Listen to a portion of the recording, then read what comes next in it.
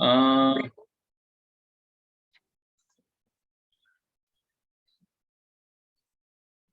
kurang lebihnya misi-misi satelit atau wahana antariksa yang ada itu ada misi navigasi,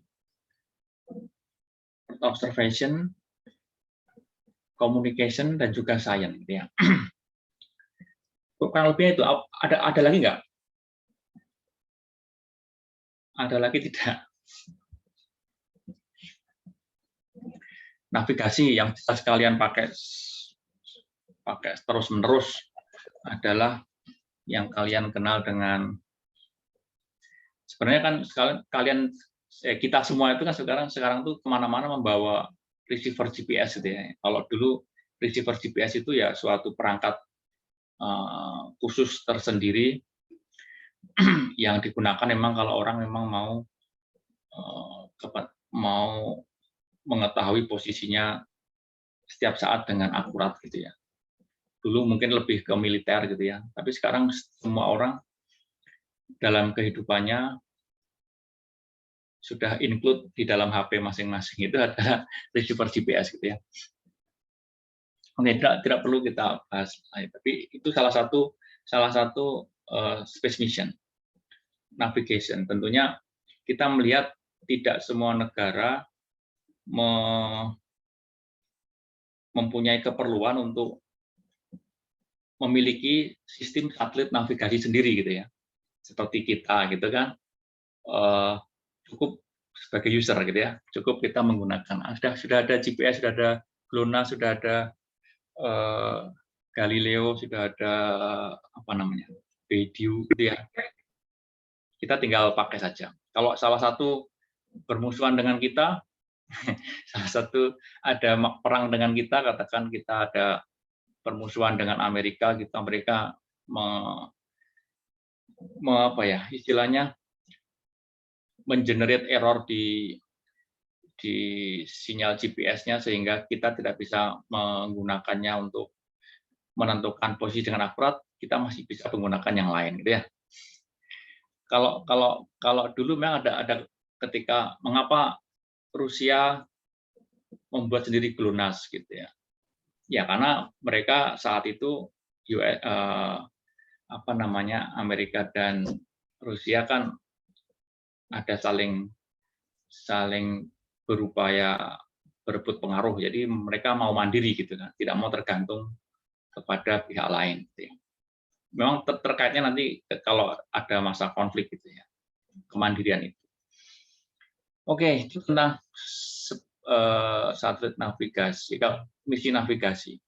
Kemudian yang tidak kalah penting adalah misi Earth observation gitu ya. Earth observation itu kaitannya dengan cuaca, dengan pengamatan cuaca, bisa juga dengan ya kita mapping bumi. Seperti kita sekarang pemetaan bumi itu dengan sangat baik, gambar-gambarnya high akurasi itu di-provide dengan satelit-satelit yang setiap saat mengambil gambar dari permukaan bumi ini gitu ya. Kemudian juga komunikasi ini adalah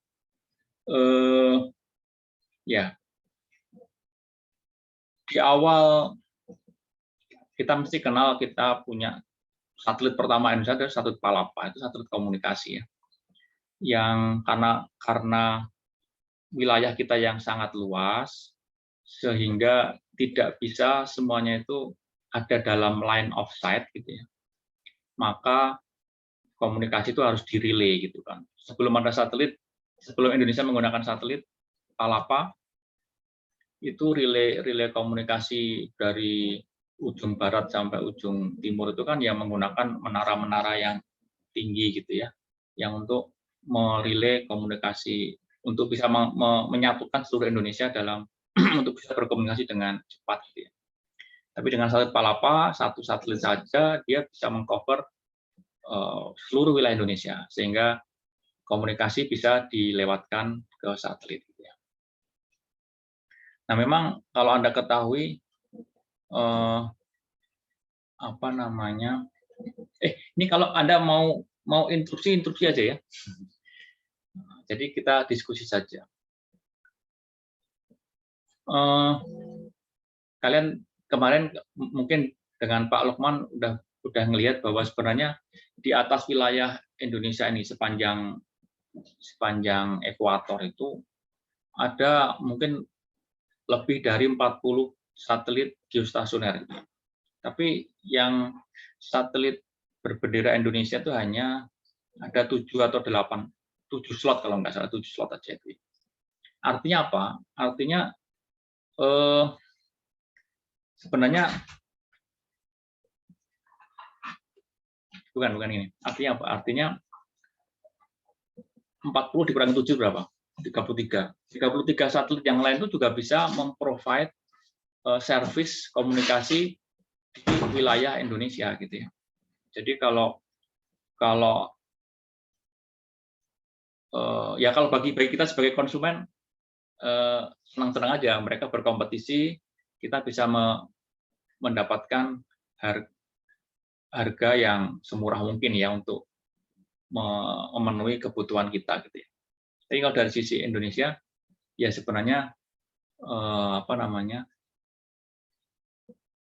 istilahnya uang Indonesia bisa keluar gitu ya. Maksudnya tidak berputar di perusahaan Indonesia saja tapi keluar ke perusahaan luar negeri gitu ya karena servisnya di-provide oleh satelit milik negara lain. Ya itu mungkin hal pentingnya sebenarnya kita tetap memiliki 7 slot orbit geostasioner itu. Karena itu antriannya banyak ya, Jadi kalau kita tidak ada misalnya satelitnya Telkom sudah habis masanya, dia memilih untuk Telkom maksudnya.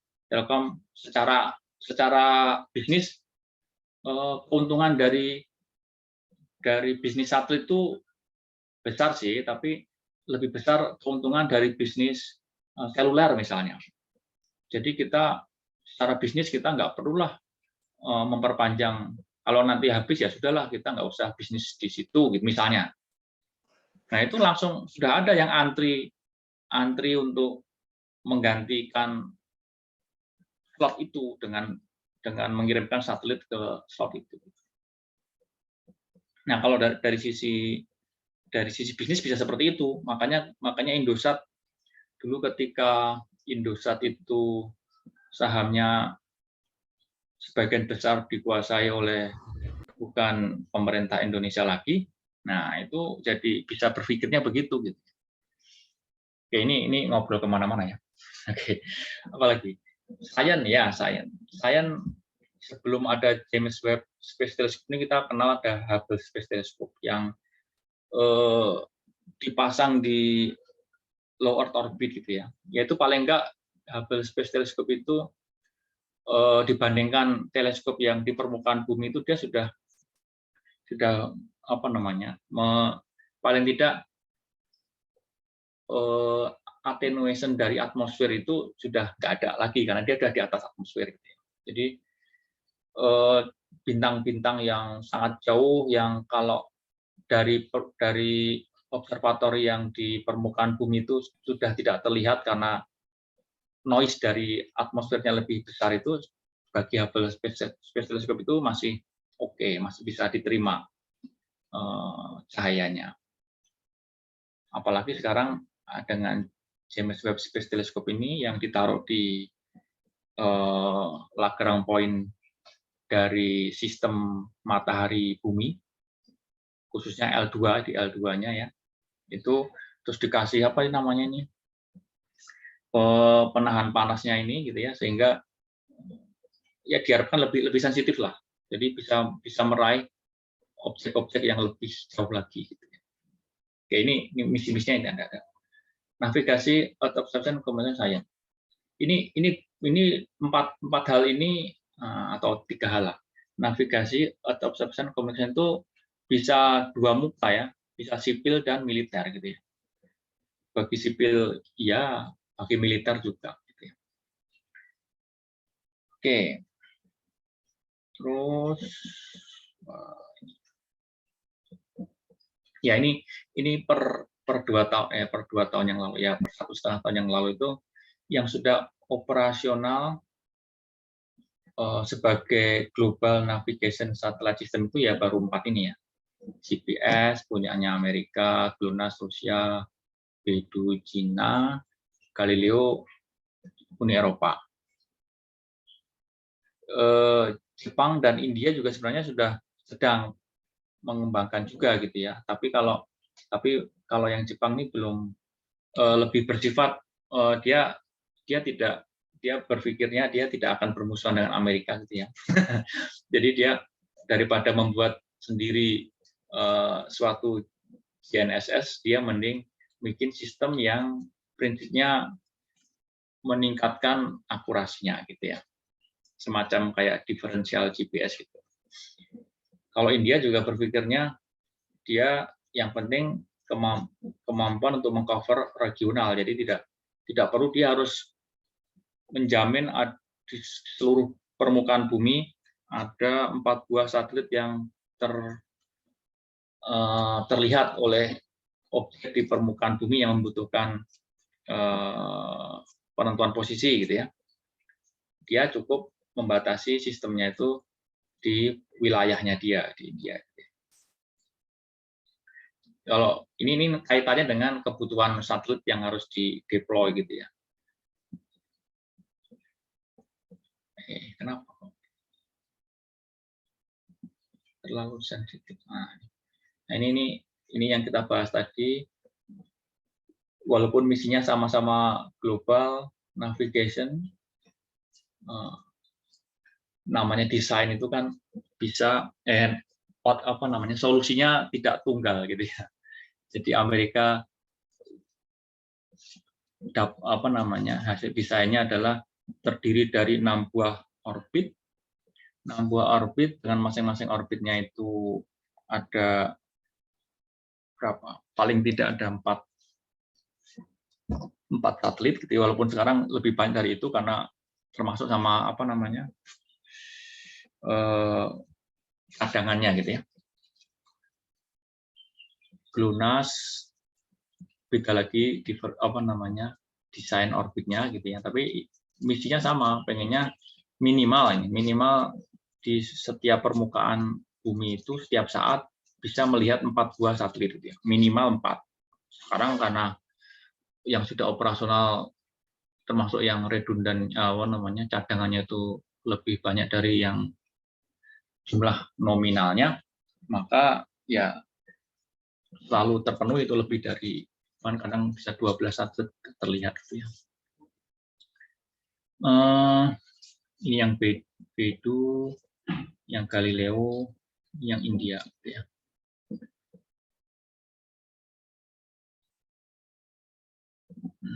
Oke.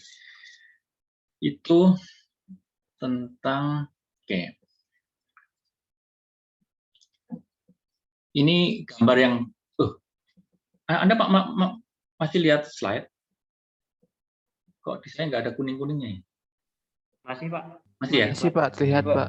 Oke. Biasanya kan ada kuning-kuningnya, ini kok hilang kuning. Oke. Ini contoh. Ini contoh. Contoh trajektori penempatan satelit ke orbit geostasioner. Jadi sebenarnya sama-sama menempatkan satelit ke orbit geostasioner itu sebenarnya macam-macam. Ini harapannya juga termasuk yang nanti kalian di akhir kuliah itu bisa menghitung dan bisa memilih, ya, maksudnya memilih trajektori yang pas seperti apa. Jadi ini cuma salah satu ya, ini cuma salah satu. Banyak alternatif. Jadi tergantung apa? Tergantung tempat peluncuran. Ini contoh di sini tempat peluncurannya itu latitude tinggi, 51,6 degree. Kenapa saya bisa bilang ini latitude-nya segini? Padahal tertulis di sini adalah inklinasi sama dengan 51,6. Apa hubungannya inklinasi dengan latitude? Nah, ada hubungannya.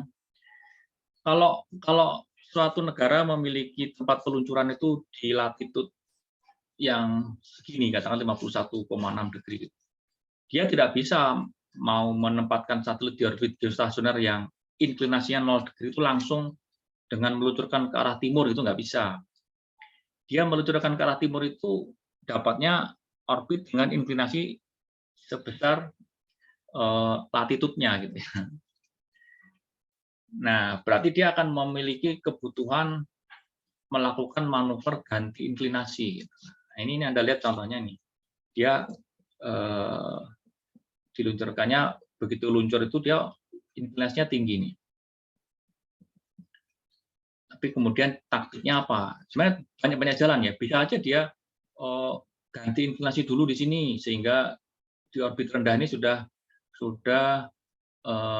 inklinasinya 0 degree. Kemudian baru naik orbit ke orbit geostasioner, kemudian di sini melakukan sirkularisasi untuk masuk ke orbit geostasioner, itu bisa. Banyak jalan gitu ya. Tapi kenapa dia milih begini ya? Nanti harapan saya di akhir kuliah Anda bisa mengetahui alasannya. Jadi kalau ini Anda lihat, ini langsung naik ke orbit GEO, orbit geotransfer orbit itu ya. Yang sebenarnya aposenternya itu sudah langsung setinggi orbit geostasioner gitu ya. Cuman perisenternya masih di dekat bumi. Nah, kemudian dia punya keperluan untuk merubah dia jadi orbit lingkaran, orbit geostasioner ini, tapi juga sekaligus mengurangi inklinasinya dari inklinasi tinggi ini menjadi 0 degree. Nah, tapi Anda lihat di sini dia melakukannya bertahap nih. Bertahap menjadi beberapa kali manuver sehingga manuvernya di sebelah sini nih. Tapi akhirnya dia bisa mencapai orbit geostasioner. Mengapa harus berkali-kali? Nah, ini juga tidak selalu harus begini. Kalau roket yang dia pakai itu kemampuannya tinggi, bisa memberikan thrust yang besar dalam waktu yang singkat gitu ya. Ya, ini bisa dilakukan sekaligus gitu ya. Istilahnya apogee kick motor di sini itu bisa dilakukan sekaligus. Gitu. Tapi kenapa ini berkali-kali ya?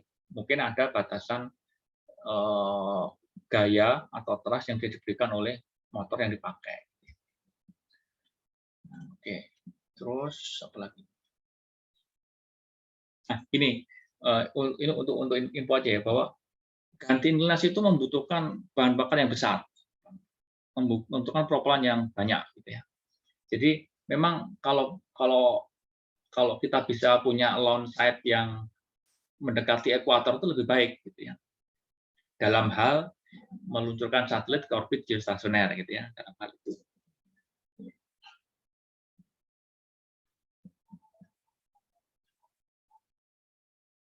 Oh, itu tadi untuk meluncurkan ke orbit geostasioner. Ini sekarang saya mau bicara tentang tipe-tipe pesawat antariksa tak berawak antar planet. Jadi sebenarnya mungkin Anda juga udah bicara ini waktu di PTD ya. Jadi ada beberapa tipe. Planetary flyby. Jadi kalau kita hanya meluncurkan spacecraft itu hanya untuk flyby suatu planet. Sambil flyby tentunya sambil ambil gambar dikirimkan ke bumi gitu ya. Tapi ada juga kemudian tidak pengen, kalau flyby kan cuma sekali lewat aja sudah ya. Kalau pengennya ambil gambarnya bisa lama, jadi kan perlu mengorbit. Nah, kita sebut dengan planetary orbiter. Jadi sampai ke planet tidak flyby saja, tapi mengorbit. Ini ya tentunya saya naik dulu aja lah. Lebih kebutuhan propelannya lebih banyak mana antara misi yang flyby sama orbiter?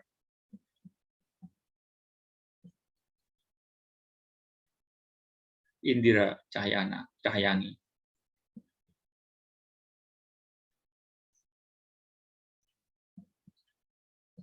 Pak, boleh diulangi pertanyaannya? Ya, kebutuhan propelan untuk misi yang flyby, planetary flyby sama planetary orbiter itu lebih besar mana?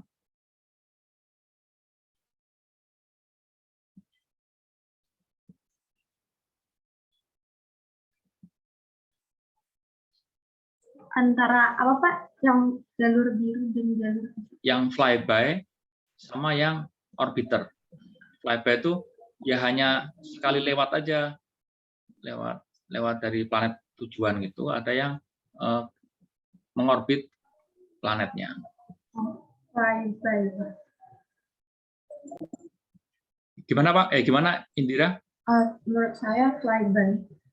Flyby lebih butuh banyak bahan bakar. Iya. Oke. Ada yang punya pandangan lain? Kalau saya yang planetary orbiter, Pak. Ya, Untuk kenapa? mengorbit kan membutuhkan suatu propelan untuk mengubah rotasinya, Pak. Ya, terima kasih Rizky. Jadi yang tepat yang disampaikan oleh Rizky. Jadi apa namanya? Planetary orbiter itu membutuhkan energi yang lebih besar dibandingkan misi flyby. Kenapa? Karena untuk mengorbit ini dia butuh istilahnya mengerem gitu ya. Jadi ini kalau spacecraft kalau sudah lewat planet begini, kalau dibiarkan ya lewat aja gini ya, flyby ini. Tapi kalau dia pengen mengorbit, dia harus direm nih, kecepatannya dikurangin. Biar apa? Biar capture, biar tertangkap oleh gravitasi planet ini gitu ya. Jadi kalau ini sebenarnya selama dia lewat ini juga gaya gravitasi planet ini ada, cuman kalah gitu ya, kalah dengan kecepatan satelitnya ini yang tinggi sehingga dia nggak bisa nangkep gitu ya. Tapi kalau pengen mengorbit ya kecepatan dikurangi agar bisa dikalahkan lah kecepatannya itu oleh gaya gravitasi planet ini sehingga bisa tertangkap ini ya. Istilahnya capture gitu ya. Jadi mengorbit. Nah, demikian pula selanjutnya ada misi bukan cuma mengorbit tapi lander untuk mendarat ke planet ini. Nah, ini juga butuh energi lebih lagi karena ini sudah mengorbit nih. Kalau mau mendarat tuh ya dia harus mengurangi kecepatan lagi agar orbitnya berubah yang memotong bola dari planet ini sehingga dia bisa mendarat gitu ya. Tentunya kemudian ada misi lagi yang planetary rover, jadi mendarat terus ada rovernya yang jalan-jalan gitu ya. Ini mestinya butuh energi lebih besar lagi. Kenapa? Karena dia kan membawa rover itu kan masanya lebih besar lagi. Membawa massa lebih besar itu kaitannya erat dengan kebutuhan propelan. Sama-sama mengurangi kecepatan 2 km per second misalnya. Kalau yang dikurangi kecepatannya itu massanya lebih besar, ya kebutuhan propelannya lebih besar, gitu ya. Terus tentunya berikutnya ada misi yang namanya sample return, gitu ya. Jadi sudah di planet ini ngambil tanah atau ambil batu, terus dikirim balik ke bumi ya. Itu kan apa namanya? Tentunya butuh energi juga untuk kemudian seperti roket peluncur meluncurkan dari permukaan planet kembali ke bumi. Isi Pak, Ya. tolong dijelasin dulu Pak yang tentang planetary rover Pak. Tadi agak terputus di saya Pak. Oh ya, planetary rover itu maksudnya bukan sekedar mendarat misinya gitu ya, tapi setelah mendarat dia punya juga wahana yang untuk jalan-jalan menyusuri planet gitu ya, untuk mengambil gambar, untuk mengambil sampel dan lain-lain. Nah, dapat dipastikan kebutuhan energi untuk misi planetary rover itu lebih besar daripada planetary lander. Kenapa? Karena membawa wahana rover atau membawa wahana yang untuk menjelajah itu kan mesti ada masanya kan, sekian kilogram gitu ya, sekian ratus kilogram. Nah, apa namanya? Kebutuhan ini kaitannya dengan ini. Kalau kita ingin mengurangi kecepatan wahana antariksa sebesar 2 km per second, kalau yang mau dikurangin itu spacecraft-nya itu massanya lebih besar, itu kebutuhan propelan yang diperlukan untuk mengurangi kecepatan itu juga lebih besar. Jadi katanya dengan situ. Jadi lander sama rover mestinya akan lebih besar kebutuhan energi yang planetary rover karena dia akan mestinya membawa masa spacecraft-nya akan lebih besar karena ada tambahan membawa wahana yang akan jalan-jalan di permukaan planet. Gitu Rizky. Lander sendiri macam-macam ya, maksudnya ada yang hard lander istilahnya mungkin malah impact saja. Ada yang apa namanya soft lander. Soft lander itu ya mendaratnya pelan-pelan lah gitu ya. Itu bisa dikurangi kecepatannya ketika menghantam planet ya dengan roket gitu ya. Roket yang mengurangi kecepatannya pelan-pelan sehingga mendarat dengan soft gitu ya. Itu juga tentunya kebutuhan propellannya akan berbeda. Nah, ini contoh gambar trajektori dari misi Cassini. Ini misi udah lama ya, diluncurkannya tahun 97. Sampai misinya ke Saturnus sampai sana tahun 2004-nya. Misi seperti ini itu sebenarnya kenapa kok harus muter-muter begini? Kenapa nggak langsung? Ini kaitannya, kenapa nggak dari bumi langsung aja meluncur ke Saturnus? Ini kaitannya dengan energi juga.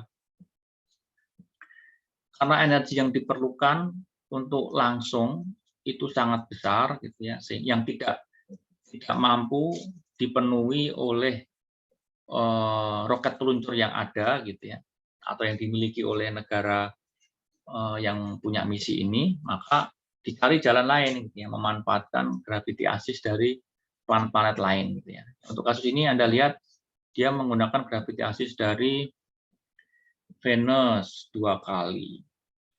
Dia habis dari diluncurkan dapat gravity assist dari Venus, dia bisa naik orbitnya agak lebih tinggi lagi nih. Di sini dia diatur agar bisa ketemu Venus lagi. Nah, ketemu Venus lagi, dapat gravity assist lagi, kemudian bisa lebih tinggi lagi, heliocentric energinya, heliocentric trajektorinya. Bisa diatur juga ketemu bumi sehingga dapat gravitasi dari bumi, sehingga bisa punya trajektori yang bisa nyampe kepada Jupiter gitu ya. Jupiter dia manfaatin juga Jupiter, fly by Jupiter itu sambil dapat tambahan energi untuk trajektorinya bisa nyampe kepada Saturnus. Ini bukan setiap saat bisa dilakukan ya. Harus dihitung timingnya juga gitu ya. Jadi ada dua perhitungan di sini, perhitungan energi, secara energi mungkin enggak, sama timingnya. Jadi kalau menggunakan gravity assist begini ini tidak setiap saat bisa dilakukan, tapi kalau mau meluncurkan langsung itu ya tidak setiap saat juga sih, cuman lebih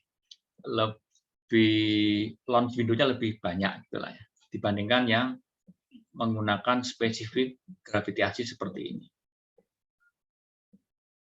Oke. Tadi saya sempat ingat mau ngomong apa ya, lupa. Oke.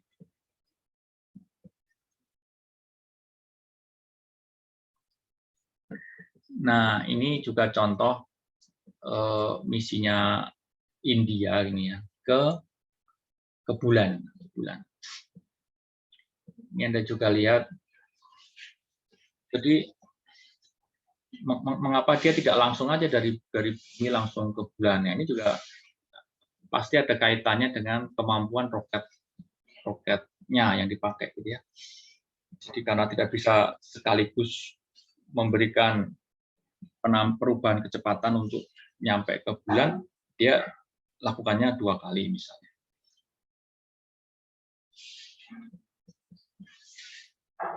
Ini juga contoh India punya misi ke Mars juga gitu ya. Yang negara-negara yang sudah duluan ke Mars itu tidak ada yang model seperti ini. India itu agak lucu ya, bukan lucu. Ini dia untuk kebanyakan negara yang mengirim misi ke Mars itu ya dari dari bumi itu langsung diinjeksikan langsung ke trajektori yang keluar dari bumi, kemudian langsung menuju ke Mars. Sedangkan untuk India ini dia harus istilahnya berkali-kali menaikkan orbitnya dulu dari orbit eliptik ini ke orbit eliptik yang lebih eksentrik lagi dan seterusnya sampai kemudian baru masuk ke orbit hiperbolik untuk pergi keluar dari bola pengaruh bumi, masuk ke heliocentric trajectory menuju Mars. Kenapa? Nah, ini juga kaitannya dengan kemampuan roket capability dari roket peluncurnya India gitu ya. Tapi dia bisa mengatasi keterbatasan itu dengan teknik seperti ini. Jadi bertahap, tidak langsung besar pun bisa. Gitu ya. Dan ini terkenalnya sebagai misi ke Mars yang paling murah. Jadi kalau mau menjadikan benchmark berapa biaya untuk mengirim misi ke Mars, ini bisa dicontoh. Ini yang saya angkanya kurang ingat, tapi ini sangat murah dibandingkan misi-misi dari Amerika maupun Eropa ke Mars.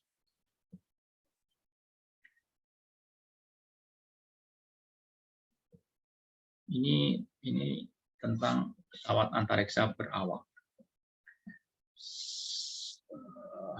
Kita dulu kenal ada namanya Space Shuttle, walaupun sekarang sudah dipensiunkan gitu ya. Dulu Space Shuttle itu menjadi walaupun mahal juga tetap dilakukan karena walaupun sebenarnya dulu ngejarnya bukan ngejar mahal, sebenarnya ngejar ada yang bisa yang reusable. Karena kalau reusable itu kan pengennya jadinya lebih murah gitu ya, tapi ternyata enggak. Ternyata enggak, karena ini bicara masalah standar keamanan juga gitu ya. Untuk menjaga standar keamanan misi berawak itu kan ternyata tinggi gitu ya, sehingga sampai dipensiunkannya ini kan juga karena itu.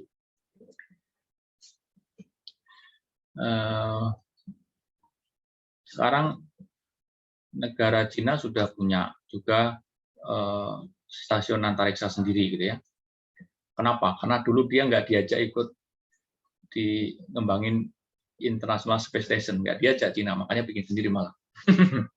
Ini ISS nggak ngajak. Rusia punya sendiri sebenarnya. Dulu Rusia kan punya Soyuz gitu ya, walaupun sekarang sudah pensiun juga. Oke. Yang swasta sekarang sudah mulai untuk memasok kru ke International Space Station, dulunya menggunakan Space Shuttle sama Soyuz ya, sama Soyuz ya. Tapi kemudian Space Shuttle nggak ada, kemudian ini swasta bisa merancang untuk memprovide wahana untuk itu. Oke.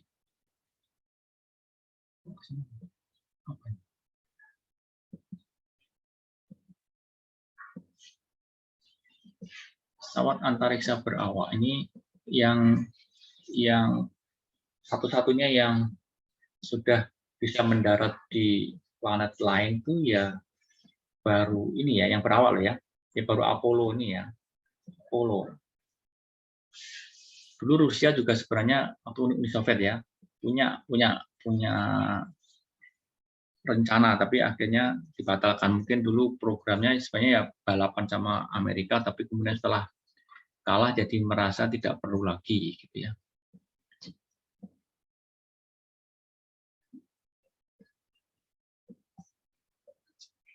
Nah, untuk ke bulan ini negara Cina juga sudah punya tahun bisa melakukan dia misi Chang'e 5 ini misi sample return ya. Jadi ini Anda lihat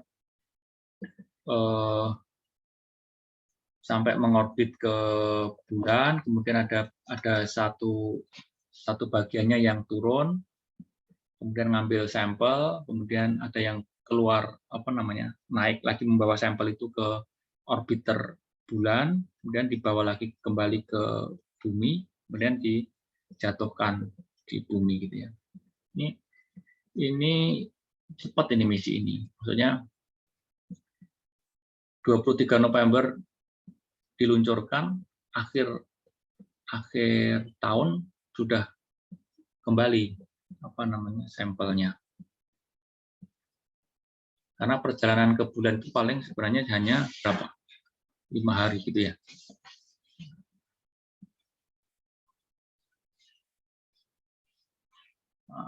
Kalau yang agak jauh, sampel return yang agak jauh tuh ini, ke asteroid ini.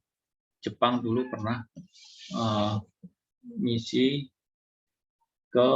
Hayabusa itu ngambil sampel return asteroid. Tapi ini lupa saya, ini akhirnya berhasil nggak ya?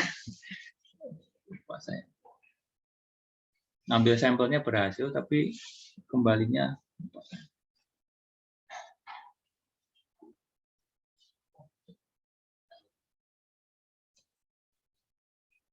Nah, kalau Anda pernah dengar Voyager 1, Voyager 2 itu kan sebenarnya misi flyby, tapi akhirnya setelah melewati Neptunus dia terus keluar dari solar system gitu ya. Dan masih bisa memancarkan sinyalnya gitu ya.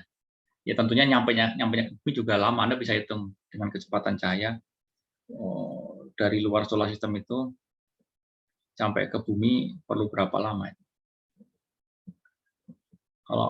Kalau yang planetary orbiter itu yang sampai jauh ya Cassini, tadi itu sampai Saturnus. Kalau yang lander itu ada yang sampai ke bulannya Saturnus ini, Titan ini. Kemudian kalau rover itu yang paling jauh ya sampai Mars tuh ya. Nggak tahu ini ada yang terbaru bukan, ini masih lama ya. Oke. Terus nah ini contohnya trajektorinya Voyager 1. Dia habis misinya sebenarnya cuma flyby terakhir flyby apa nih? Tapi akhirnya dia bisa terus ya karena memang kecepatannya cukup untuk meninggalkan solar system, dia ya naik keluarnya terus.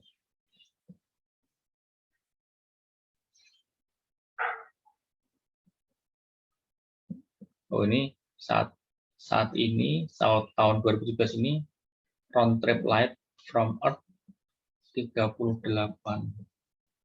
jam ya, 38 jam ya, sebentar nih, sehari lebih.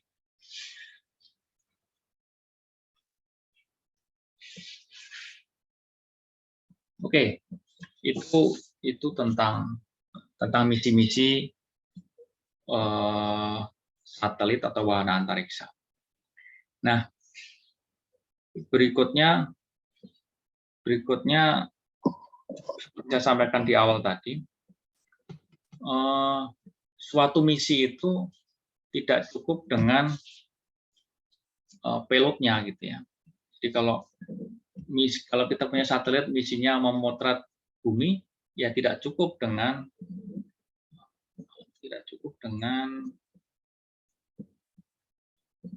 bawa kamera saja, tidak cukup dengan pilot saja ini. Pilot ini harus disupport gitu ya. Kalau di bumi pilotnya maksudnya kita butuh motret sesuatu ya kita punya kamera sudah gitu ya. Tapi untuk satelit ini kan kita punya pilot ini harus disupport untuk bisa bekerja gitu ya. Nah, supportnya itu kurang lebih lah inilah. Ini kita ngambil contoh kamera aja ya. Kamera perlu power. Kemudian karena environment di orbit bisa jadi dia memerlukan perlindungan panas. Kalau di bumi ini kan sekeliling kita kan udara nih. Jadi kalaupun kita panas, kalaupun kamera kita panas, dia bisa, karena bersentuhan dengan udara, panasnya bisa berpindah ke udara kan secara konveksi gitu ya. Kalau di antariksa, katakan di orbit katakan ya, yang sudah yaitu yang kita bisa sebut udah vakum gitu ya, itu kan nggak ada mekanisme pemindahan panas dengan konveksi gitu ya. Dia dapat panas dari matahari juga secara radiasi. Dia mengeluarkan panasnya kan juga hanya bisa dengan radiasi ya. Nah ini kalau tergantung kasusnya, butuh thermal protection. Nah, kemudian juga kita butuh juga tentunya struktur dan mekanisme. Nah, kalau misalnya kayak Hubble Space Telescope itu kan juga harus ada mekanisme untuk mengarahkan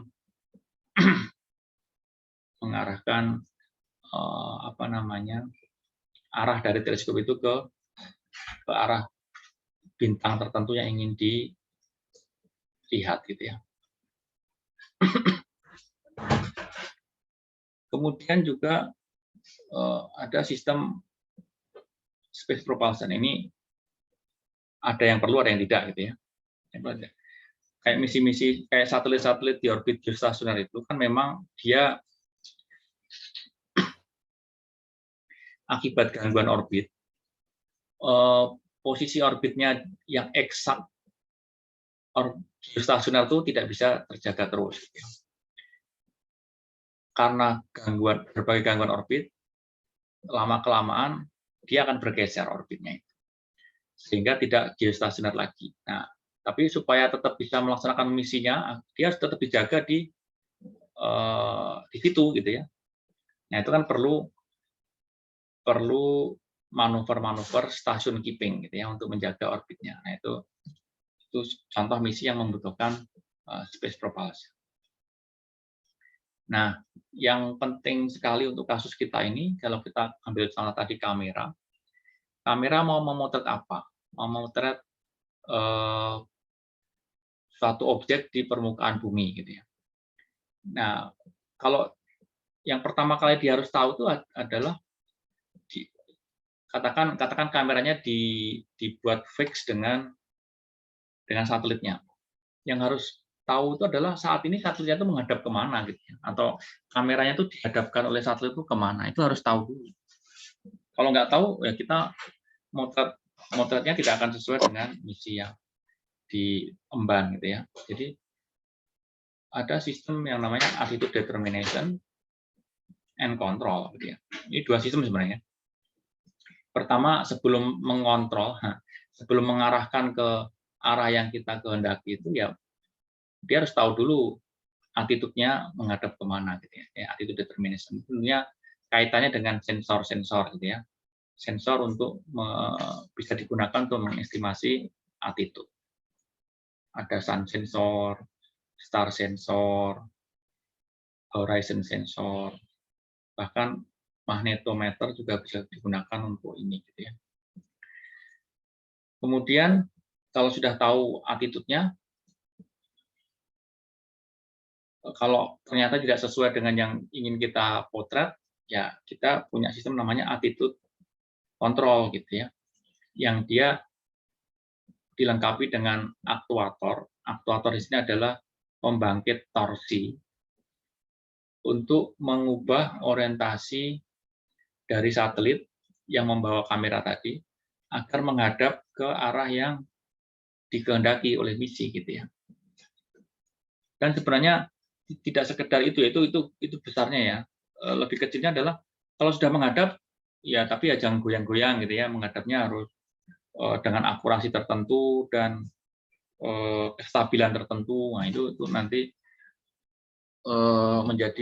menjadi bahasan di dalam sistem attitude determination and control itu.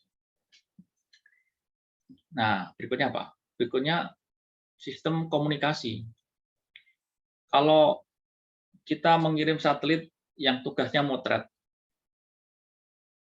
kalau sudah dapat file image-nya kan harus dikirim ke kita, harus dikirim ke bumi, dikirim ke orang yang punya misi itu, gitu ya. Nah, itu kan perlu sistem komunikasi. Kalau kita lupa nggak melengkapi satelit kita dengan sistem komunikasi, percuma gambar-gambar yang diperoleh oleh satelit tersebut, oleh kamera di satelit tersebut, tapi tidak dikirim ke kita, kan percuma. Oke, itu satu. Apa lagi?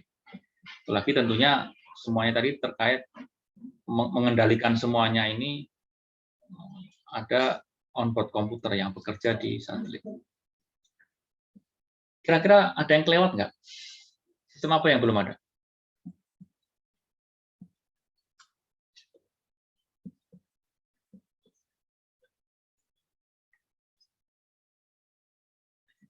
Nanya ke siapa saya? Nanya ke Alvin. Kira-kira ada yang lewat nggak? Sejauh ini saya belum tahu Pak yang kelewat itu apa. Oke. Siapa ada yang bayang, ada yang lewat? Sudah cukup nggak ini mensupport Bill? Apa? Siapa, Muhammad Fakih? Siapa? Kenapa? Mencoba menjawab. Silakan. Muhammad Fakih Hardi, Pak. Nah, kalau menurut saya supply powernya sih, Pak. Oke, terima kasih. Jadi power di sini, sistem power di sini, nah, ini sebenarnya mencakup apa? Mencakup power generation, terus power distribution. Jadi sebenarnya ini sistem power di sini tuh mencakup juga ini, apalagi power. Jadi dia menjerat power dari mana? Misalnya dari solar panel, gitu ya, menggunakan solar panel. Kemudian itu kan ketika ada matahari, ketika daylight lah istilahnya ya, ketika satelitnya tidak tertutup oleh bumi dari matahari. Nah, kalau pas sedang eclipse, kita butuh power bagaimana? Nah, kita bisa pakai baterai. Jadi sistem dari power generation, power distribution, sama power storage itu ada di sistem power ini, gitu ya. Jadi menyatu di situ. Terima kasih, Pak G. Nah, thermal protection pun, nah, sebentar, saya kok jadi ngomong lagi. Siapa lagi ada yang punya ide kayak, oke, harusnya ada apa lagi? Saya baru kepikiran Pak, mungkin electrical system. Ya, Alvin, oke, Alvin. Electrical system, ya. Dalam artian gimana? Mengkonekkan ini semua kan? Ya. Alvin. Iya Pak. Ya, oke, ya. Dalam artian memang satu-satu itu akan ada perkabelannya, gitu ya, perkabelannya, karena memang sistem ini harus dikomunikasi, harus dikonekkan, gitu, karena apa namanya, masing-masing bisa jadi memiliki prosesor sendiri, gitu ya, tapi tetap aja ada onboard komputer yang pusatnya, onboard data handling, gitu ya, itu yang mengkomunikasikan semuanya, gitu ya. Termasuk antara payload yang menghasilkan file image itu untuk bisa dikirim ke bumi kan harus dikonekkan ke sistem komunikasi, gitu ya, yang berupa transmitter dan antena, gitu ya. Nah, itu semua dihubungkan dengan sistem elektrik yang disampaikan oleh Alvin tadi. Oke ya, terima kasih Alvin. Ada lagi yang mau menyampaikan sesuatu terkait ini? Nih, kalau boleh cerita nih, thermal protection ini juga jangan Anda bayangkan hanya semacam material yang melapisi satelit agar terhindar dari panas, gitu ya. Jadi ya itu juga, gitu. Tapi bisa juga wujudnya itu yang paling sederhana gini. Wujudnya adalah biarkan satelit itu tumbling. Biarkan satelit itu tumbling. Maksudnya orientasinya berubah terus gitu. Supaya apa? Supaya yang kena matahari langsung itu berubah-ubah. Sehingga dia dapat panas itu kan dari ketika kena sinar matahari. Nah, yang kena itu panas. Tapi ketika dia bergerak terus, berputar terus secara acak gitu, dia kan tidak selalu kena matahari itu. Jadi ada suatu saat dia bisa meradiasikan keluar panasnya itu. Seperti itu juga bagian dari desain satelit dalam hal thermal protection. Gitu. Tentunya itu akan saling mengkait ini, antar substitusinya akan saling terkait. Ketika kita memutuskan menggunakan thermal protection-nya itu membiarkan satelit tumbling, ada konsekuensinya. Konsekuensinya, dan nanti kalau mau berkomunikasi dengan bumi bagaimana? Gitu. Misalnya satelitnya tadi ada antenanya yang dibuat fix. Gitu. Nah itu kaitannya ya kalau seperti itu berarti antenanya harus dibuat antena yang omnidireksional. Nah itu bagian dari desain seperti itu. Kalau kita menggunakan antena yang direksional harus diarahkan ke arah tertentu, ya kita nggak akan bisa menggunakan pendekatan thermal protection seperti tadi. Gitu. Itu contoh-contoh. Pak, saya mau bertanya, Pak. Silakan. Buat spacecraft yang misalnya tujuannya ke planet lain gitu, sistem yang digunakan untuk sensing objek-objek luar tuh ada nggak, Pak? Kalau ada itu bagian dari sistem apa ya, Pak? Iya. Terima kasih, tunggu pertanyaannya. Ada yang bisa bantu saya jawab?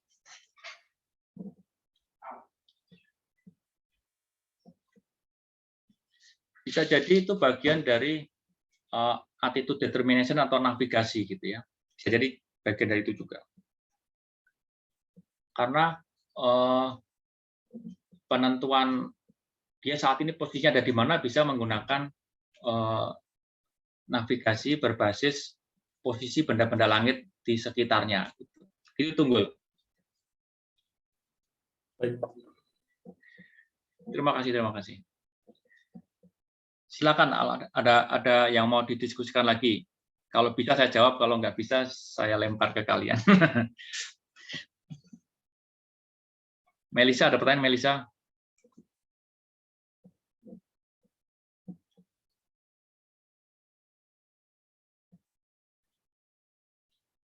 Tidak ada, Pak. Oke ya. Saya mau tambahkan sedikit ini. Jadi ke sistem-sistem selain payload ini biasa disebut dalam suatu satelit itu sebagai kalau Anda mungkin kenal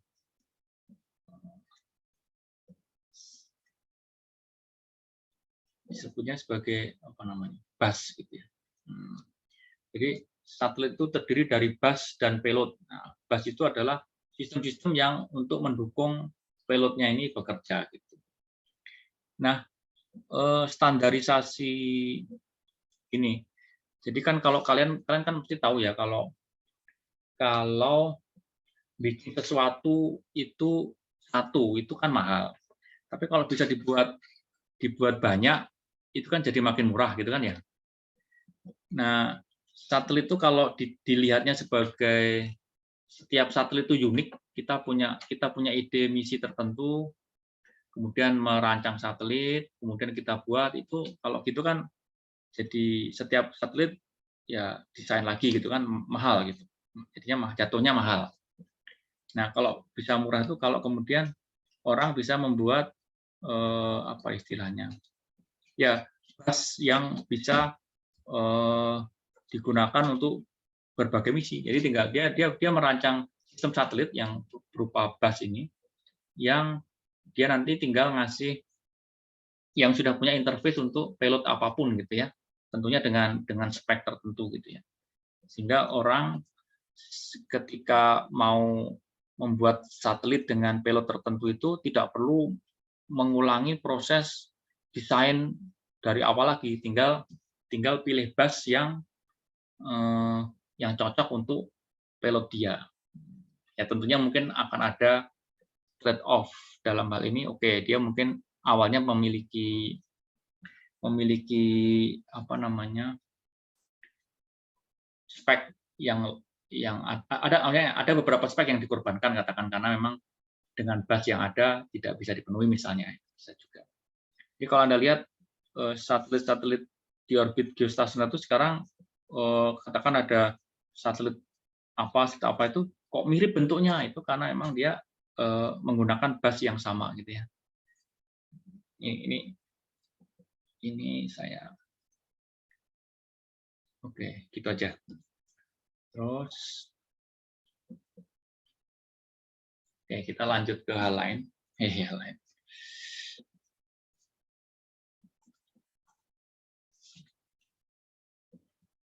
Ya, space environment. Jadi salah satu yang harus dipertimbangkan, bukan dipertimbangkan, diperhatikan dalam kita merancang satelit, khususnya payload-nya itu adalah ya ini, bahwa payload kita nanti itu akan menghadapi environment selama perjalanannya dari diluncurkan sampai saat operasi. Kalau kita punya kamera yang kita bisa gunakan dengan baik di permukaan bumi gitu ya, itu belum tentu ketika itu kita pasang di satelit akan bisa beroperasi seperti yang kita harapkan gitu ya. Siapa tahu dia gagal ketika dalam proses peluncuran itu kan memang tergantung roket peluncuran yang dipakai itu environment vibration-nya itu berbeda ya. Nah, itu apakah bisa tahan menghadapi itu? Ketika kalau tahan ya berarti dia akan survive di environment di situ gitu ya dalam hal itu. Tapi ketika di operasinya pun akan menghadapi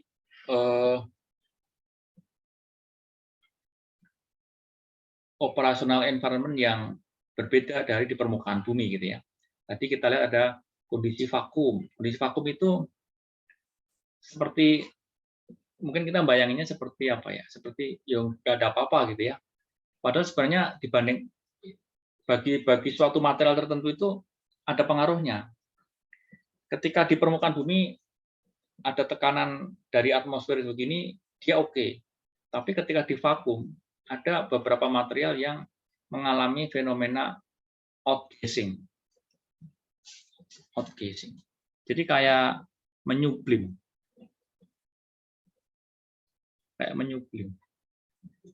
Nah, ada fenomena namanya outgassing.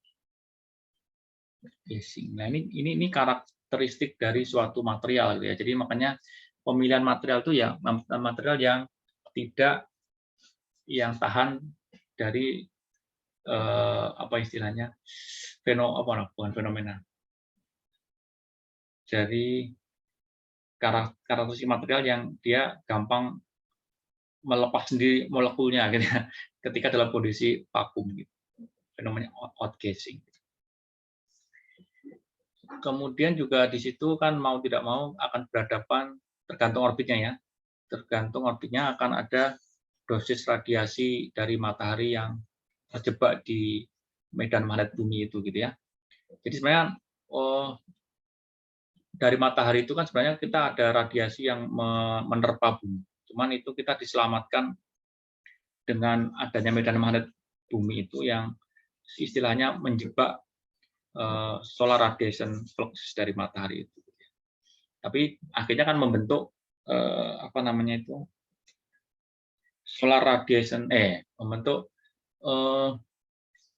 apa itu namanya Van Allen radiation belt itu ya. Nah itu memang ketinggiannya tertentu gitu ya. Makanya Anda lihat ada mengapa ada yang namanya low Earth orbit itu ketinggiannya tidak lebih dari 1000 km gitu ya. Ya adalah yang lebih dari itu dikit ya, tapi memang itu menghindari terlalu sering karena emang mengorbitkan terlalu sering berpapasan dengan memasuki daerah yang ada radiation belt itu gitu ya.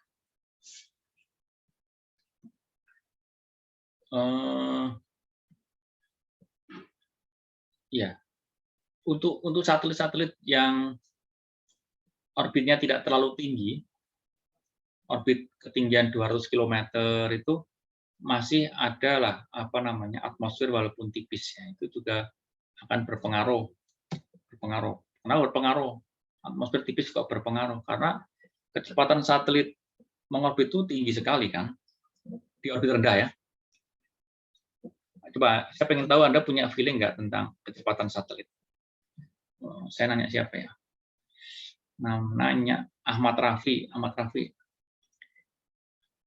Kamu bayangkan sekarang kecepatan satelit yang mengorbit bumi di orbit rendah, katakan ketinggian 600 km itu berapa kira-kira?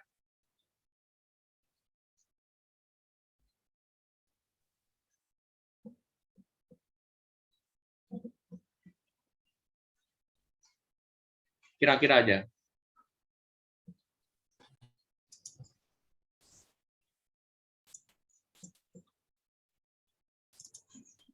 Halo, tes.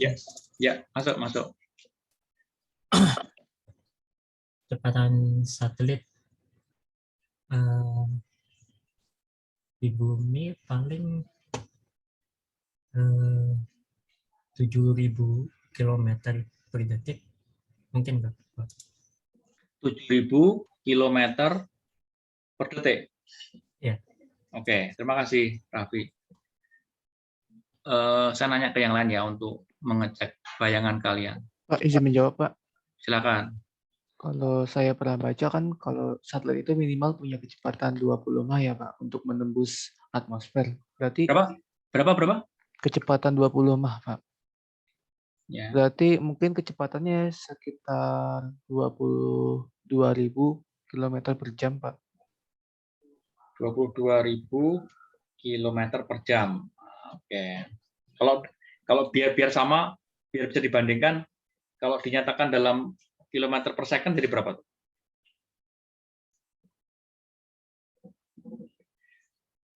20.000 km per jam. Kalau dalam per second jadi berapa? Bagi 3.600 ya. Berarti sekitar 6.100-an Pak. 6.100 dibagi 3.600 kok. Iya Pak, jadi mungkin sekitar 6.100 meter per second Pak. Oh, meter. Jadi kalau dalam Iya, kilometer per second 6,1 km per second gitu ya? Iya Pak. Oke. Ada lagi yang punya pandangan kira-kira? Satu lagi. Saya nanya siapa nih?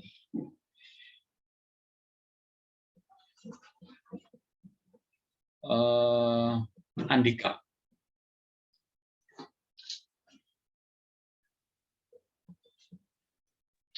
Iya Pak. Ya.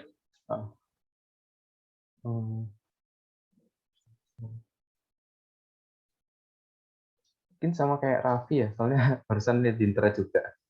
Berapa? Yang pasti cepat juga. Sekitaran 7 km per detik ya. Kalau dari internet juga. Oke. Ya. Jadi Jadi kalau jadi ini paling tidak tadi ada dua pandangan yang satu ekstrim 7.000 km per second itu terlalu besar. Mungkin maksudnya 7.000 meter per second gitu ya. Jadi ya memang kira-kira segitu. 7 km per second atau 7,5 km per second di orbit rendah. Itu kan tinggi sekali ya kecepatan itu. Walaupun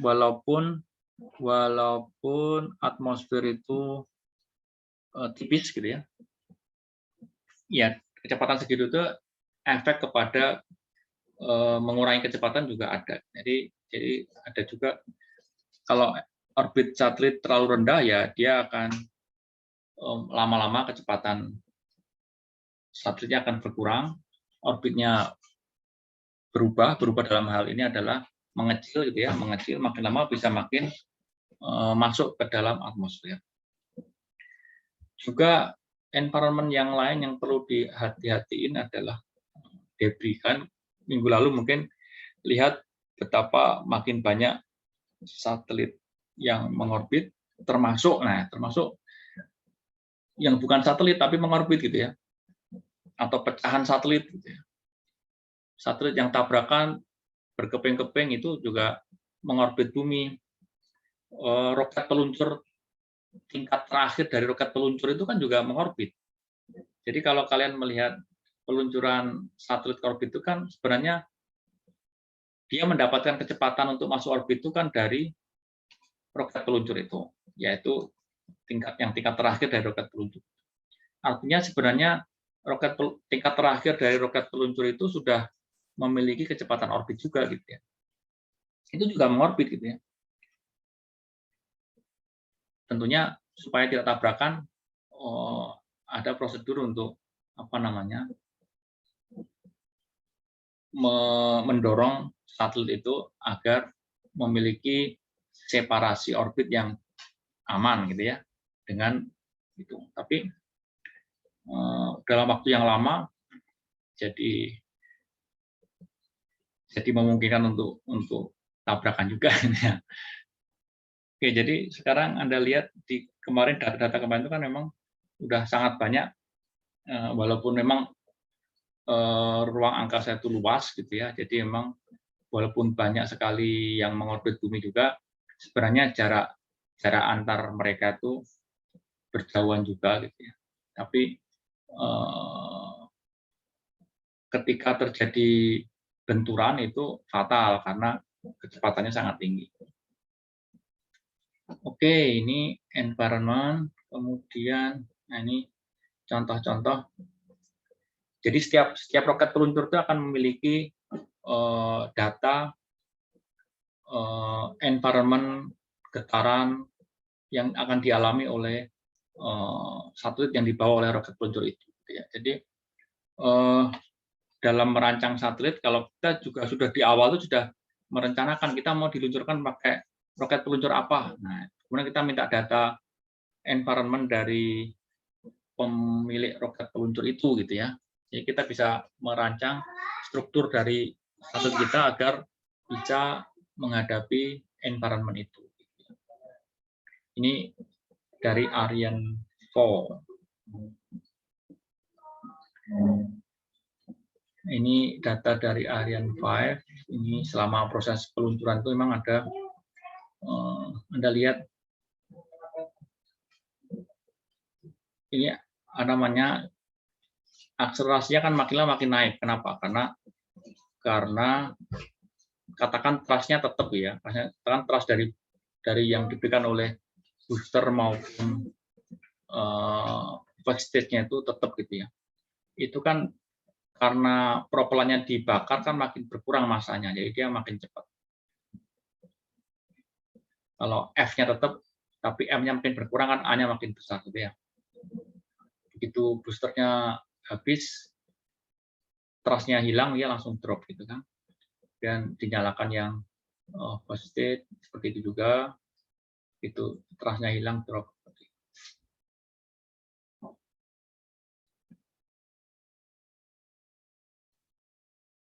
Ini kok susah.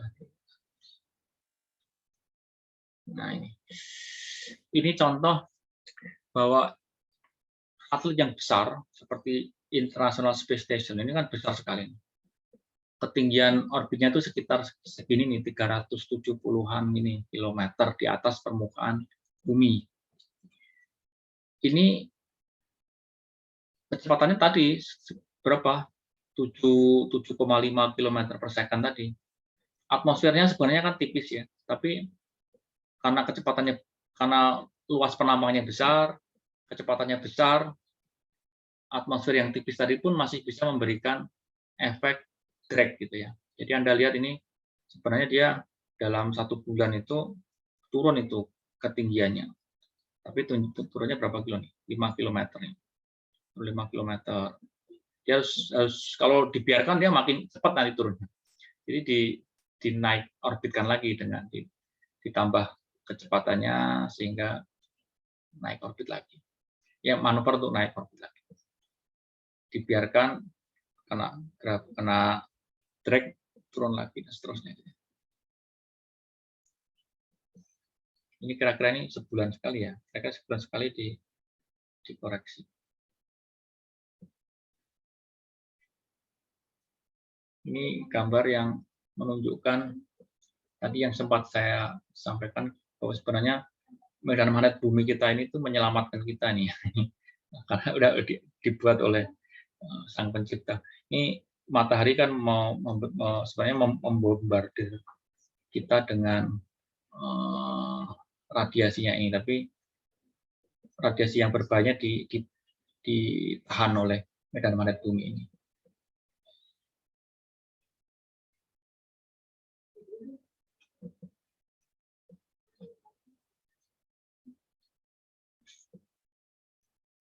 Sensitif sekali. Oke, satu lagi yang belum sempat tak sampaikan tadi ini loh, tegangan thermal. Jadi gini, satelit yang mengorbit bumi di orbit ini saya gambarnya di sini. Bentar.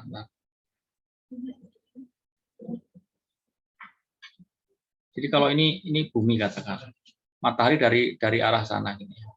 Dari arah sana. Ini orbit satelitnya gitu ya. Ini kan ada suatu masa dia sebutnya eclipse ya di sini. Di sini ini kan dia tertutup bayangan bumi. Nah, ketika tutup bayangan bumi ini kan dia seperti dingin kan. Maksudnya tidak mendapat panas, tidak kena radiasi matahari. Di sini dingin. Tapi di sini tuh kan kena radiasi matahari itu dia panas. Panasnya ekstrim, di sini dinginnya ekstrim. Nah, ini setiap kali orbit mengalami begini. Padahal untuk satelit di orbit rendah itu katakan kira-kira periodenya 100 menit. 100 menit. Setiap 100 menit ada ngalamin panas ekstrim, dingin ekstrim, panas ekstrim. Ini kalau dibagi struktur kan memuai, mengkerut, itu sesuatu yang harus dipertimbangkan dalam perancangan struktur satelit juga gitu ya. Itu salah satu lingkungan antariksa yang harus dipertimbangkan. Oke, saya lanjut ke ini nih ya. Apapun misi satelit kita, tergantung ketinggiannya, tergantung orbitnya, itu kita akan mengcover permukaan bumi yang beda gitu ya. Yang Anda lihat di sini nih. Ini gambar ini. Kalau nggak jelas saya ganti. Nah, ini kalau kita buat 2 dimensi saja.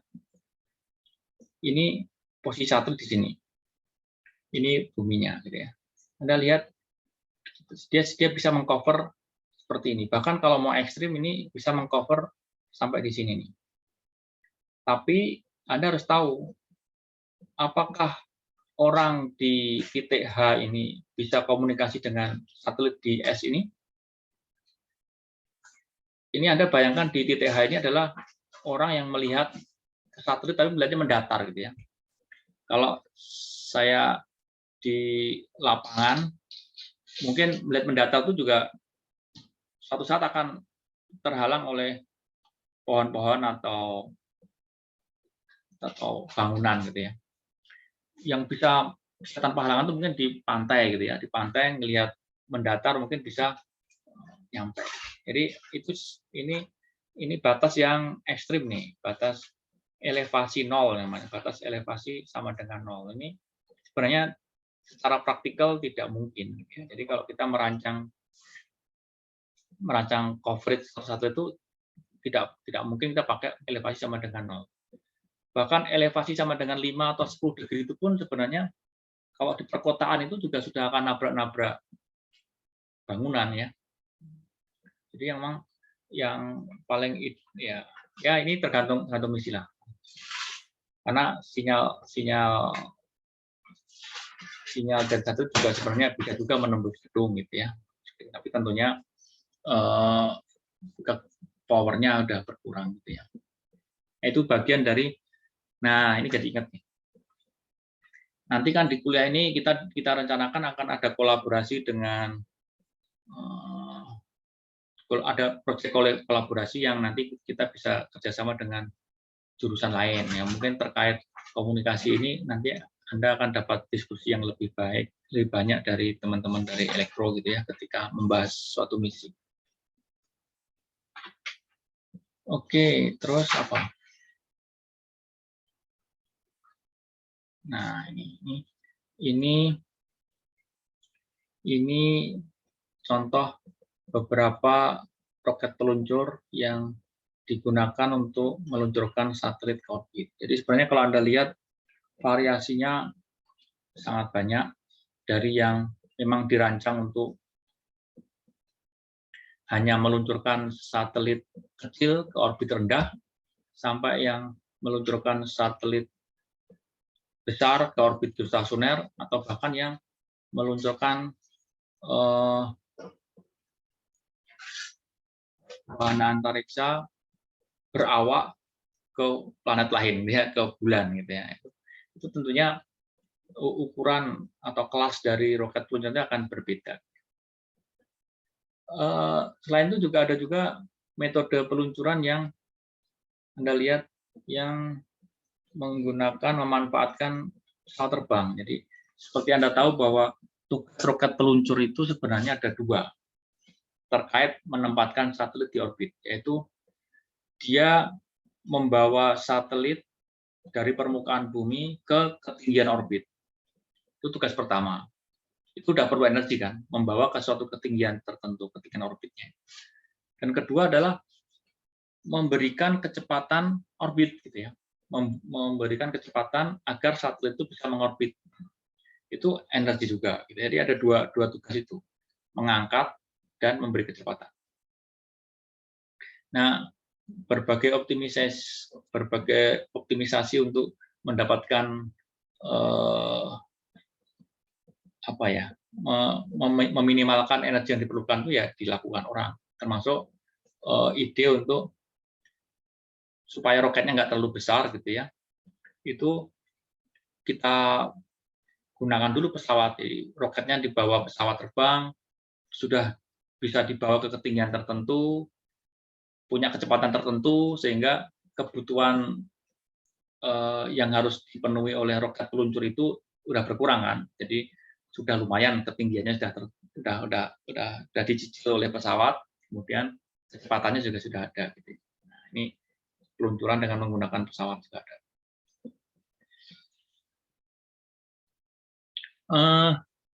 Ini satu yang saya sampaikan terkait dengan peluncuran satelit ini. Di gambar kiri Anda lihat, ini pura-puranya orbit geostasioner. Ini saya katakan pura-pura kenapa? Karena ini tidak sesuai skala nih. Harusnya ketinggiannya itu kan sekitar 36.000 km. Padahal jari-jari bumi kan 6.000-an, 6.300-an gitu ya. Jadi ini harusnya 6 kali lipatnya. Ini hanya untuk memudahkan aja ya.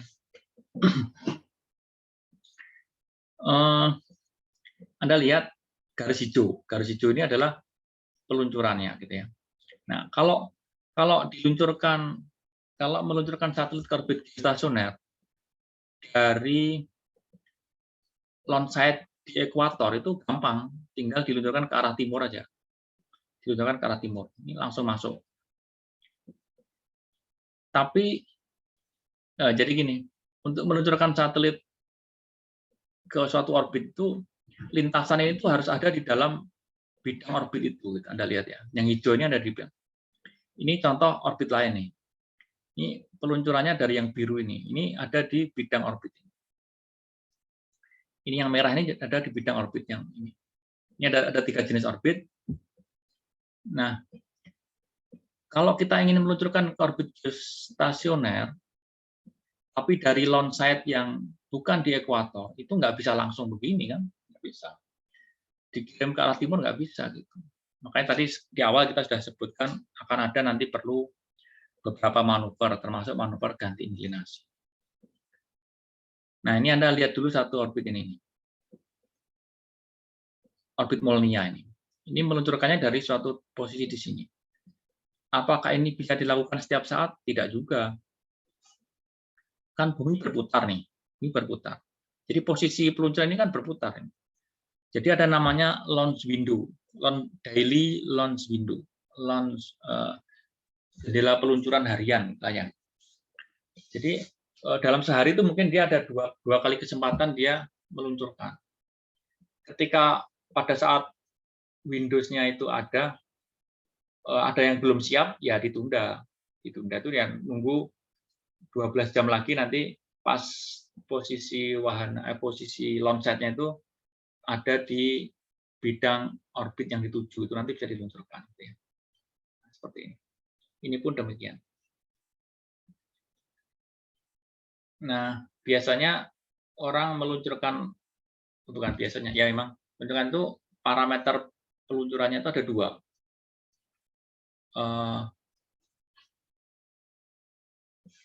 Ada dua, satu aja.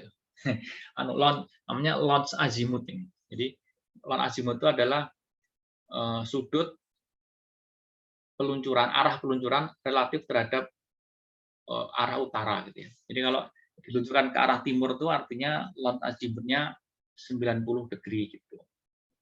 Kalau diluncurkan ke arah utara itu launch azimuthnya 0 degree. Nah, ini contoh yang hijau ini adalah launch azimuthnya 90 degree gitu ya. Itu ada rumusnya nih. Rumusnya nih.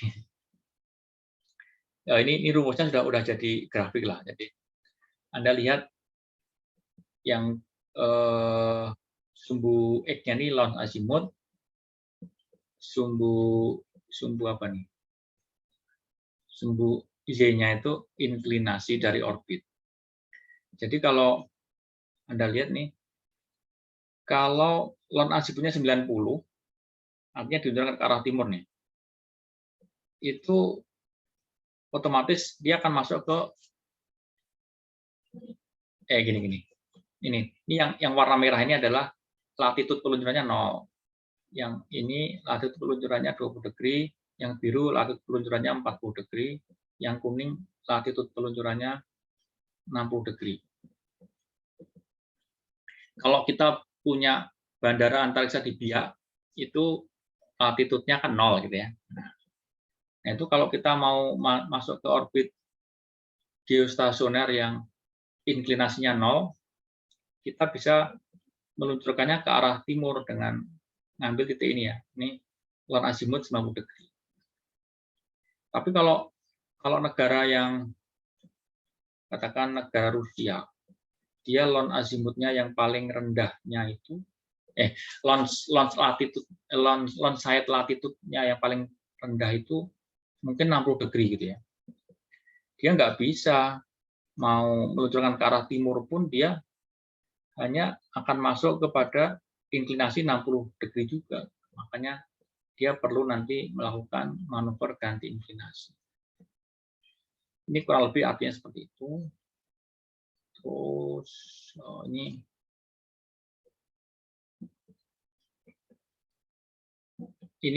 geometri penentuan posisi user dengan satu navigasi. Ini usernya di sini ada 4 buah satelit yang memancarkan sinyal. Sinyalnya itu mengandung informasi clock, informasi jam, timing waktu dipancarkan dari satelit. Terus ketika diterima oleh user receiver kan ada jamnya juga. Itu kan jadi bisa ketahuan delta T-nya. Delta T memancarkan dari satelit sampai ke user. Itu kan ketahuan delta T2, delta T3, delta T4, delta T1. Dikalikan kecepatan cahaya, dapatlah jarak. Jadi kita usernya tuh bisa ngitung jarak dari posisi dia ke masing-masing satelit yang kirim sinyal tadi. Nah, kita kan juga punya informasi di sini, informasi posisi dari satelit-satelit tadi gitu ya. Kemudian kita bisa tahu juga kalau jaraknya segini dari satelit itu ya seperti bola gitu kan. Solusi untuk jarak yang sama dari suatu posisi tertentu itu bola. Nah, ini ada 4 bola diinterseksikan akan ketemu titik ini gitu ya. Tentunya kalau ada error-error di clock-nya itu jadinya tidak akurat. Di sini ada akurasi. Oke, ini bicara tentang ground track. Saya ada pertanyaan, Pak. Oh, silakan. Itu yang berkaitan dengan sistem satelit yang di slide sebelumnya itu, kenapa butuh 4 ya, Pak? Pernah saya baca soalnya kalau dipikir-pikir juga 3 bola bukannya sudah bisa menentukan titik yang tepat, Pak? Ya, betul. Pertanyaan yang sangat bagus. Jadi kalau tidak ada error, kalau asumsinya jam di satelit sama jam di receiver itu sama persis, sama-sama akuratnya, sama-sama persis, itu cukup 3. Tapi kan kita tahu bahwa akurasi jam di satelit itu memang udah atomic clock itu jauh lebih baik dibandingkan akurasi jam di receiver kita. Nah, jadi secara persamaan sudah ditulis ada error clock ini gitu ya. Jadi delta T ini sudah mengandung error waktu. Nah, untuk mengeliminasi error waktu itu dibuat satu persamaan lagi, persamaan error itu. Nah, jadi ada 4 persamaan. Harus di-solve dengan 4 jadi ada 4 variabel ya. 4 variabel. Jadi harus di-solve dengan 4 persamaan. Makanya perlu data dari 4 satelit. Gitu, Tunggul. Baik, Pak. Terima kasih, Pak.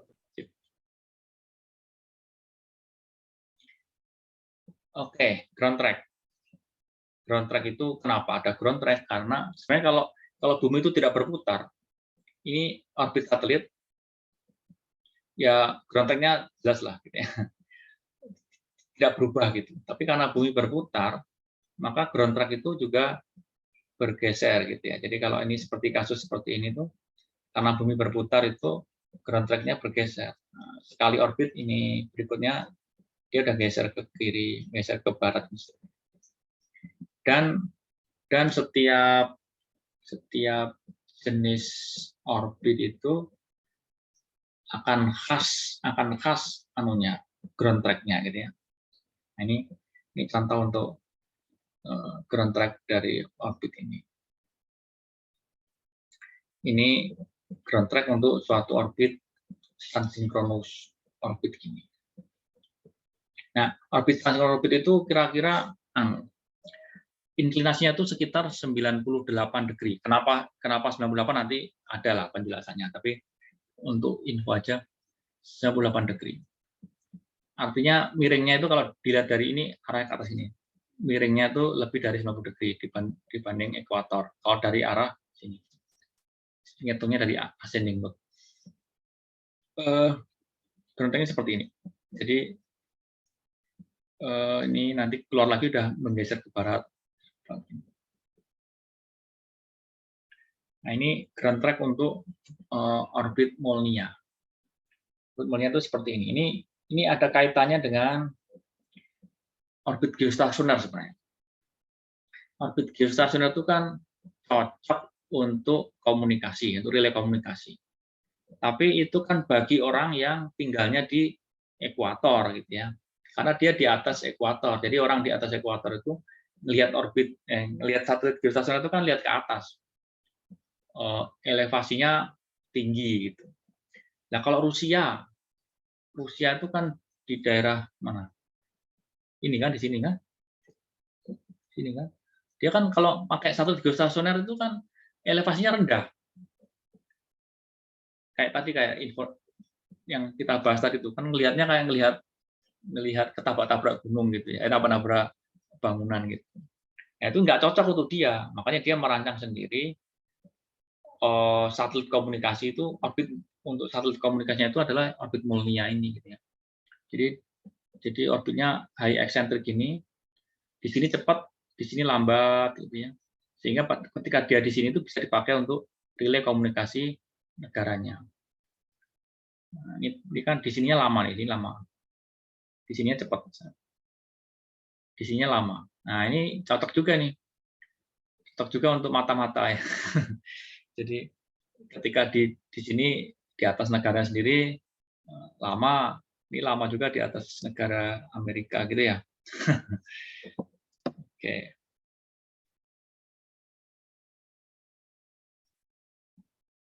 Nah, ini kalau saya pernah nyaran Anda untuk menginstal Gmat, apakah sudah pada install? Atia udah menginstal Gmat belum? Menginstal ini belum? Maaf Pak, tadi install apa Pak? Nggak Ini kedengeran dari saya. Ini nih, yang saya tunjuk di slide ini. Oh, belum Pak, belum Pak. Nah, siapa yang sudah install ini? Saya sudah, Pak. Saya juga sudah. Oke, sip. Ya, itu sangat bermanfaat untuk membantu memahami ya. Ini contoh-contoh yang di-generate dengan itu gitu ya. Ini misalnya Anda bisa